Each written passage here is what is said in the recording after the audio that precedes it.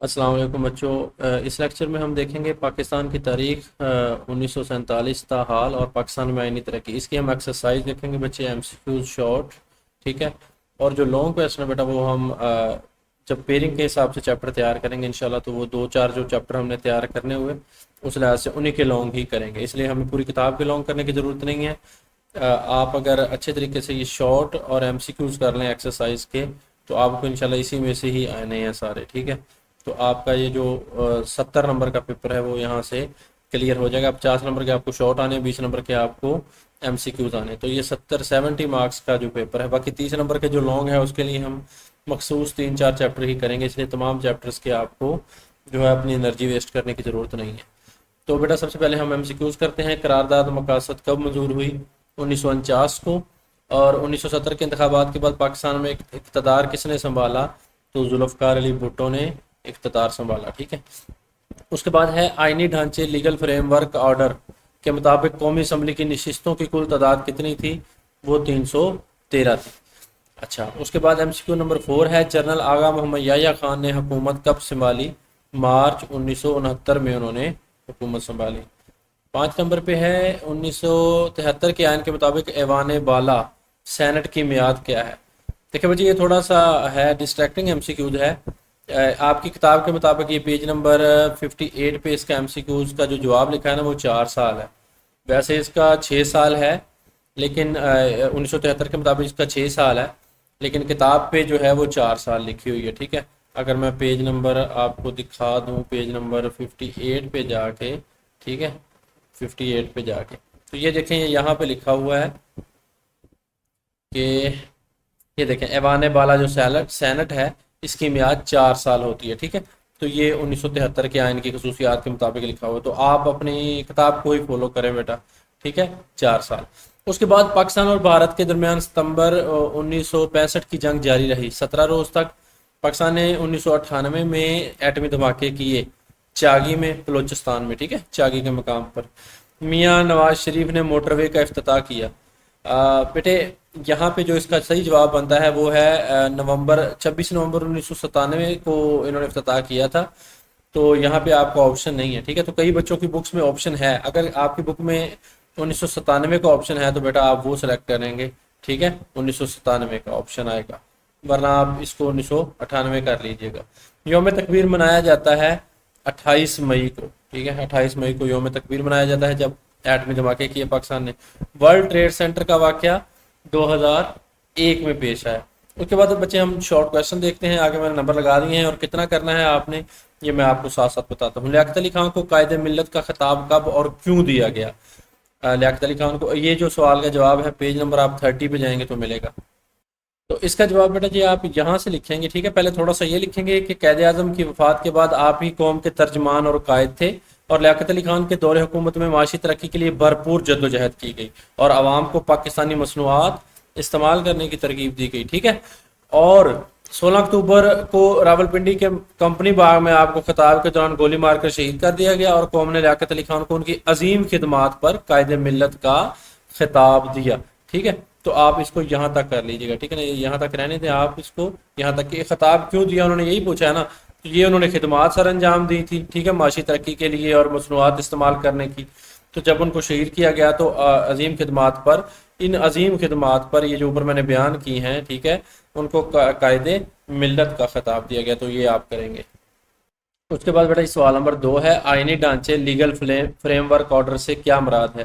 صفحہ نمبر 33 پہ اس کا جواب ہے آئینی ڈھانچے لیگل فریم ورک سے کیا مراد ہے۔ تو یہاں پہ یہ دیکھیں، یہ ہے لیگل فریم ورک آرڈر بچے، ٹھیک ہے۔ یہاں پہ بیان کیا گیا ہے کہ یہ آپ نے لکھنا ہے کہ ملک کا آئین وفاقی طرز کا ہوگا، ملک کا نام اسلامی جمہوریہ پاکستان ہوگا، آئین میں اسلامی نظریات اور جمہوری اقدار کو مد نظر رکھا جائے گا، شہری اپنے بنیادی حقوق کا آزادی سے استعمال کر سکیں گے، یہ سارا وہ لیگل فریم ورک آرڈر ہے، ٹھیک ہے، یہ والا۔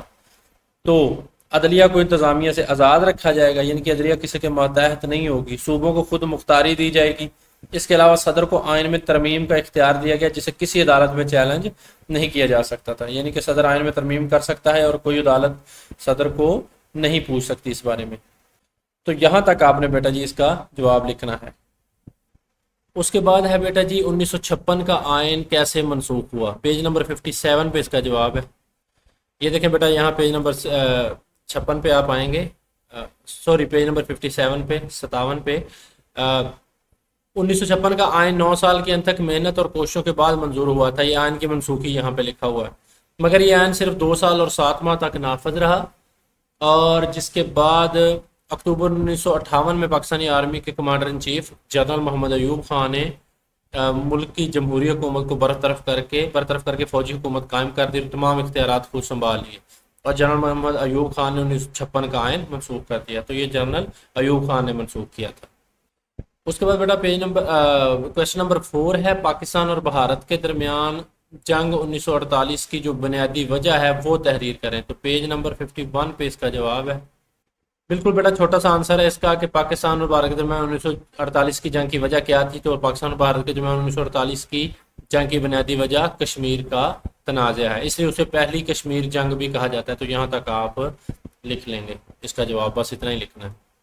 اس کے بعد ہے بیٹا کویشچن نمبر 5 کہ آئین سے کیا مراد ہے، تو اس کا جواب آپ کو 59 پیج نمبر جو ہے وہاں پہ ملے گا۔ یہ دیکھیں آئین کی تعریف 59 پہ لکھی ہوئی ہے کہ آئین کسی ملک کے بنیادی اصولوں، قوانین اور ضابطوں کا وہ مجموعہ ہے جو حکومت کے اختیارات اور فرائض کو متعین کرتا ہے۔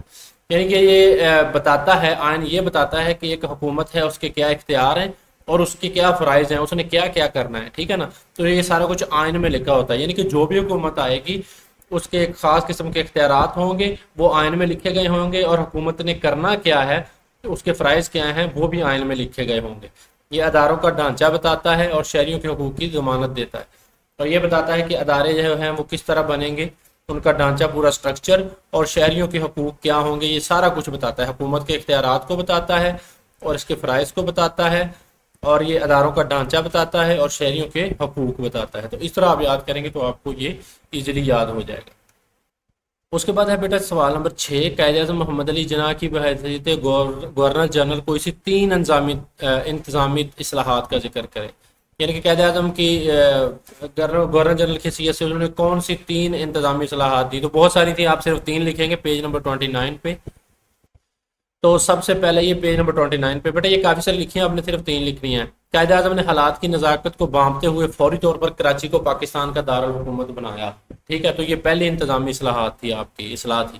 آپ نے ہندوستان سے افسران کی منتقلی کے لیے خاص گاڑیاں چلوائیں، یعنی کہ جن آفیسروں کو پاکستان لانا تھا تاکہ انتظامی ڈھانچہ ٹھیک طرح سے کام کر سکے، تو انہوں نے اسپیشل گاڑیاں چلوائیں۔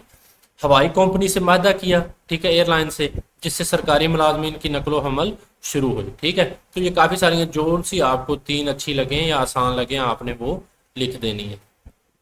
اس کے بعد ہے بیٹا سوال نمبر 7 ہے، یوم تکبیر سے کیا مراد ہے، تو صفحہ نمبر 44 پہ اس کا جواب ہے۔ تو بیٹا یہاں پہ آپ آئیں گے تو پاکستان بطور ایٹمی طاقت والا یہ جو ٹاپک ہے، تو آپ اس کا جواب یہاں سے لکھیں گے تھوڑا سا۔ 28 مئی 1998 کو پاکستان نے صوبہ بلوچستان کے علاقے چاگی میں ایٹمی دھماکے کر کے بھارت کی برتری کا خواب خاک میں ملا دیا، اور پھر میاں محمد نواز شریف کے جرأت مندانہ اقدام سے پاکستان نہ صرف ایٹمی ممالک کی فہرست میں شامل ہو گیا بلکہ عالم اسلام کا پہلا ایٹمی ملک بن گیا۔ اور ان ایٹمی دھماکوں کی یاد میں ہر سال 28 مئی کو یوم تکبیر منایا جاتا ہے، ٹھیک ہے۔ تو یہ جو 28 مئی 1998 کو پاکستان نے دھماکے کیے تھے، بھارت کا غرور خاک میں ملایا تھا، تو ان ایٹمی دھماکوں کی یاد میں ہر سال 28 مئی کو یوم تکبیر منایا جاتا ہے، ٹھیک ہے۔ تو آپ اس کا جواب ادھر سے لے کر اتنا لکھیں گے، پہلے اتنا، ٹھیک ہے، اور پھر چاہے آپ صرف اتنا لکھ دیجیے گا کہ ان ایٹمی دھماکوں کی یاد میں، ٹھیک ہے۔ تو اتنا کافی ہے، یہ میاں نواز شریف والا اگر آپ لکھنا چاہیں تو ٹھیک ہے، ورنہ کوئی مسئلہ نہیں ہے۔ اس کے بعد ہے بیٹا جی آپریشن بنیان المرصوص کا پس منظر بیان کریں، صفحہ نمبر 53 پہ اس کا بیٹا جی جواب ہے۔ آپریشن بنیان المرصوص کا یہاں پہ یہ دیکھیں، یہ پس منظر تھا کہ یہ جو آپریشن بنیان المرصوص تھا، ٹھیک ہے، سیسا پلائی دیوار، یہ کیوں کیا گیا، ٹھیک ہے۔ تو یہ آپ کو پتا ہے کہ پاکستان نے پچھلے سال ہی کیا 2025 میں۔ 22 اپریل 2025 کو بھارتی غیر قانونی مقبوضہ جموں کشمیر کے ضلع اننت ناگ کے علاقے پہلگام کے قریب ایک دہشت گرد حملے میں کئی سیاح ہلاک اور زخمی ہوئے۔ بھارت نے اس حملے کا جو بے بنیاد الزام ہے وہ پاکستان پر لگا کر پاکستان کے ساتھ اپنی سرحد کو بند کر دیا۔ جو سندھ طاس مادہ تھا دریاؤں والا وہ معطل کر دیا، پاکستانی سفارتکاروں کو ملک سے نکال دیا اور پاکستانی شہریوں کے ویزے منسوخ کرتے ہوئے انہیں چند دنوں میں ملک چھوڑنے کا کہا، اور دونوں ممالک کے درمیان سرحد پار سے فائرنگ کا تبادلہ بھی ہوا، اور دونوں ممالک نے اپنی اپنی فضائی حدود کو بھی ایک دوسرے کی پروازوں کے لیے بند کر دیا۔ تو یہ پس منظر تھا جس کے نتیجے میں جنگ شروع ہوئی، ٹھیک ہے، یعنی کہ یہ جو ہوا تھا آپریشن بنیان المرصوص، پھر پاکستان کو وہ کرنا پڑا۔ اس کے بعد ہے بیٹا 1965 کی پاکستان اور بھارت جنگ میں پاک فضائیہ کا کردار بیان کرے، ٹھیک ہے۔ 1965 کی جنگ میں جو پاکستان اور بھارت کے درمیان ہوئی تھی اس میں جو پاکستان کی ایئر فورس ہے، پاک فضائیہ ہے، اس نے کیا کردار ادا کیا، تو پیج نمبر 52 پہ جواب ہے۔ یہ دیکھیں بیٹے، آپ نے آنا ہے پیج نمبر 52 پہ، ٹھیک ہے، یہ 52 پیج ہے، اور یہاں پہ آپ نے لکھنا ہے 1965 کی جنگ میں، یہ اتنا کہ آپ لکھ لیجئے گا، 1965 کی جنگ میں ہماری فضائیہ نے بھی اپنی صلاحیت سے بڑھ کر دشمن کا مقابلہ کیا۔ فضائی جنگ میں اسکواڈرن لیڈر ایم عالم نے صرف 1 منٹ میں بھارتی فضائیہ کے 5 جہاز جو ہے وہ فضا میں تباہ کیے۔ یہ بچے ایم سی کیوز بھی ہے، ٹھیک ہے نا، آپ کو کچھ ایم سی کیوز اندر سے بھی آئیں گے ایکسرسائز کے علاوہ۔ تو یہ ایم سی کیوز ہے کہ کس نے جو ہے وہ 5 منٹ میں 1 منٹ میں جو تھے تمام جہاز تباہ کیے تھے، تو یہ ایم عالم تھے، ٹھیک ہے۔ ہمارے فوجی جوانوں نے جنگی تاریخ کے یادگار کارنامے سر انجام دیتے ہوئے جام شہادت نوش کی۔ اس جنگ میں پاکستانی عوام کا جذبہ بھی قابل بیان تھا، ٹھیک ہے، ناقابل بیان تھا۔ تو یہ آپ نے یہاں تک اس کا جواب کرنا ہے، ٹھیک ہے۔ سوال نمبر 10 ہے بیٹا، دوسری آئینی ترمیم کیا تھی؟ پیج نمبر 36 پہ اس کا جواب ہے۔ تو بیٹا یہ ختم نبوت کے متعلق تھی، ٹھیک ہے، آئینی ترمیم تھی۔ تو دوسری آئینی ترمیم یہاں سے آپ لکھیں گے، دوسری آئینی ترمیم کے ذریعے اس بات کی وضاحت کی گئی کہ نبوت کا جھوٹا دعوے دار یا حضرت محمد رسول اللہ صلی اللہ علیہ وآلہ وسلم کو آخری نبی نہ ماننے والا ہرگز مسلمان نہیں ہے۔ تو یہ دوسری آئینی ترمیم تھی، ٹھیک ہے۔ یہ 1974 یعنی کہ یہ 1973 کے آئین میں ترمیم تھی اور 1974 میں کی گئی یہ تبدیلی، ٹھیک ہے۔ اس کے بعد ہے بیٹا سوال نمبر 11، جنرل پرویز مشرف کی 4 معاشرتی اصلاحات تحریر کریں۔ پیج نمبر 48 پہ آپ کو اس کا جواب ملے گا کہ جنرل پرویز مشرف نے کون سی معاشرتی اصلاحات جو ہیں وہ کی۔ یہاں پہ آئیں گے بیٹا پیج نمبر 48 پہ، ٹھیک ہے۔ تو یہ پہلے لائنوں پہ لکھا ہوا ہے معاشرتی اصلاحات جنرل پرویز مشرف کی، یہ کئی ہیں، آپ کو 4 پوچھیں تو آپ کوئی سی 4 یاد کر لیں، میں ساری پڑھ دیتا ہوں، آپ 4 کر لیجئے گا۔ جنرل پرویز مشرف کے دور میں روشن خیالی اور اعتدال پسندی جیسی اصلاحات کا بہت چرچا رہا، ٹھیک ہے، روشن خیالی اور اعتدال پسندی۔ ملک میں بہت سے نجی ٹیلی ویژن چینل متعارف کروائے گئے، یہ دوسرا۔ کئی اخبارات اور نئے رسائل کا اجرا کیا گیا، ٹھیک ہے نا، یہ دوسرا ہے۔ ایئر فورس میں پہلی بار فلائنگ فائٹر کی حیثیت سے خواتین کو شامل کیا جائے، تو یہ روشن خیالی کا حصہ تھا، یہ تیسرا ہو گیا۔ آرمی میں میڈیکل کور کے علاوہ پہلی بار بے حیثیت کیڈٹ اور انجینئرز خواتین کی بھرتی کی گئی، یہ چوتھا ہو گیا۔ خواتین کو بطور ٹریفک وارڈن بھرتی کیا گیا، یہ چھوٹا سا ہے، یہ آپ لازمی لکھ لیجئے گا، یہ چوتھا 5واں ہو گیا ہے۔ ایک خاتون ڈاکٹر شمشاد اختر کو governor state bank of Pakistan بنایا گیا، یہ بھی مشرف کے دور میں تھا، اور خواتین کے لیے قومی اور صوبائی اسمبلیوں کی نشستیں مخصوص کی گئیں۔ آپ کوئی سے اس میں سے 4 کر لیں جو آپ کے لیے آسان ہے۔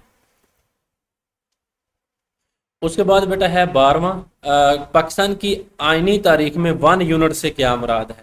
1 یونٹ سے کیا مراد ہے، یہ پیج نمبر 56 پہ آپ کو اس کا جواب ملے گا۔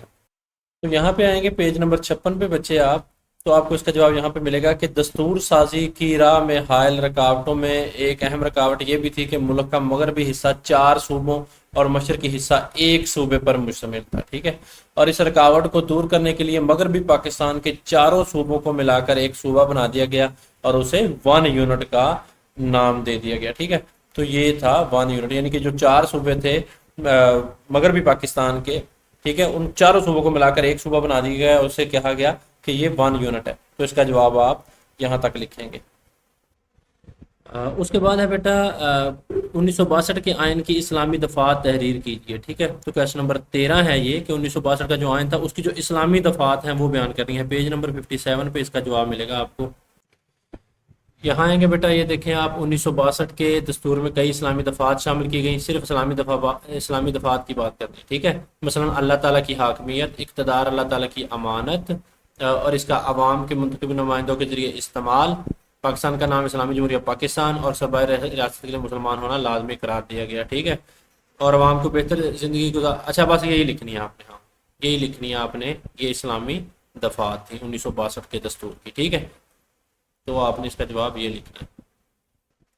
کویشچن نمبر 14 ہے بیٹا، میاں محمد نواز شریف شہباز شریف کے پہلے دور حکومت میں کون سی اصلاحات متعارف کی گئیں؟ تو شہباز شریف کا جو پہلا دور حکومت تھا اس میں کون کون سی اصلاحات تھی؟ تو پیج نمبر 51 ہے، وہاں پہ آپ کو اس کا جواب ملے گا، پیج نمبر 51۔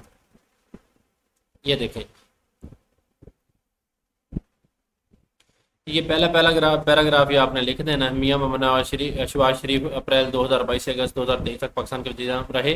اس دور میں زراعت، صنعت، صحت، تعلیم اور توانائی سمیت کئی شعبوں میں اصلاحات متعارف کرائی گئی، لوگوں کو خدمت کارڈ جاری کیے گئے، زرعی شعبے میں کسان پیکج کے ذریعے کسانوں کو اربوں قرض دیے گئے، ٹھیک ہے، تو یہاں تک آپ نے اس کا جواب لکھنا ہے۔ اس کے بعد بیٹا لاسٹ ہے 15واں، گلگت بلتستان کی اسمبلی میں نشستوں کی تقسیم کس طرح کی گئی؟ یہ بھی پیج نمبر 51 پہ ہی ہے، ٹھیک ہے، تو یہاں پہ آپ جائیں گے، یہ گلگت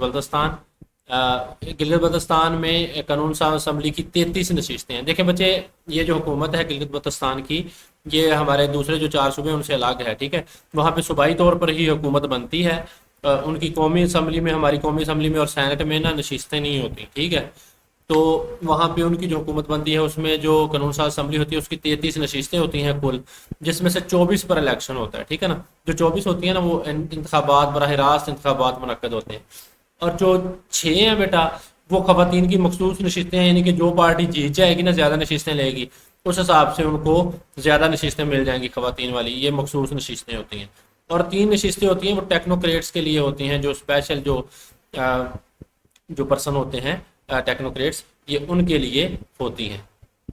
یہ ٹیکنوکریٹ بیٹا کوئی بھی ماہر ہو سکتے ہیں، کوئی سائنسدان، انجینئر یا کوئی بھی کسی بھی شعبے کا جو پیشہ ور ٹیکنیکل آدمی ہوتا ہے نا، وہ ہوتا ہے، ٹھیک ہے نا، اور اس کی جو قابلیت کو مد نظر رکھتے ہوئے اس کو حکومت کی انتظامیہ میں یا فیصلہ سازی اداروں میں اعلیٰ عہدوں پر تعینات کیا جاتا ہے، ٹھیک ہے، تو ان سے کام لینے کے لیے جو ٹیکنیکل آدمی ہوتے ہیں، انجینئر ہو سکتے ہیں، سائنسدان ہو سکتے ہیں، ٹھیک ہے، تو یہ 3 نشستیں ٹیکنوکریٹس کے لیے ہیں، تو 24 ہو گئی بیٹا براہ راست انتخابات ہوں گے جن پر گلگت بلتستان میں، اور 6 ہوں گی وہ خواتین کے لیے ہوں گی 30، اور 3 ٹیکنوکریٹس کے لیے، یہ کیا ہو گئی 33 پوری ہو گئی، ٹھیک ہے، تو یہ تھا بیٹا ہمارا چیپٹر کے MCQs اور شارٹ جو کہ ہم نے کیے۔